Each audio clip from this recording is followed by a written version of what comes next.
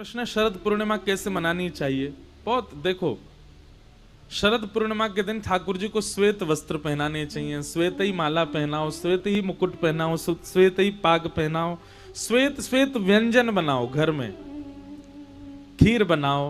अब पकौड़ी आदि वो तो वैसी रहेंगी, पर जितना हो सके श्वेत व्यंजन बनाओ, श्वेत का ही भोग लगाओ। श्वेत माने समझ रहे हैं ना, सफेद। और उसके बाद ठाकुर जी की जो गादी है जिस पर ठाकुर जी विराजते हैं, उस पर भी श्वेत वस्त्र, पीछे की पिछवाई भी श्वेत, ऊपर की झूमर आदि भी श्वेत, श्वेत पुष्पों से पूरे ठाकुर जी के मंदिर को सजाओ, ठाकुर जी के निवास कुंज को सजाओ।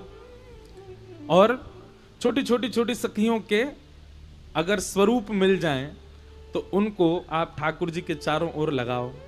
सामने सुंदर पात्र में जल भर दो, जल भर के उसमें कमल पुष्प आदि इन सबको पधरा दो। सबसे सुंदर तो ये जो हमने पहना, हमारा प्रिय पुष्प है, ये मोंगरा, मोंगरा हो, ऐसे मोंगरा बिछा के बीच में कमल लगा दो।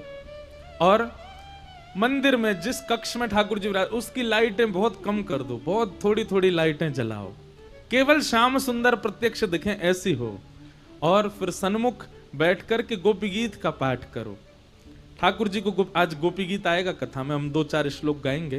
गोपी गीत का ठाकुर जी को पाठ सुनाओ, और गोपी गीत पाठ करने के बाद में सुंदर आप भी सज धज के बैठो, पति पत्नी बच्चे सब बिल्कुल तैयार होकर के, और फिर उसके बाद में कोई कीर्तन भजन गा के सब लोग रास करो।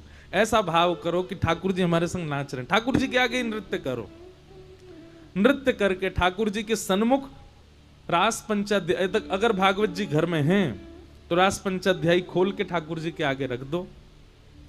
उस दिन रात्रि में ठाकुर जी, वैसे तो देखो मंदिरों में तो शयन होता ही है, शयन तो करते ही हैं, पर भाव ऐसा रखो कि ठाकुर जी के उस दिन पूरे कक्ष को फिर एकांतिक ठाकुर जी का बना दो।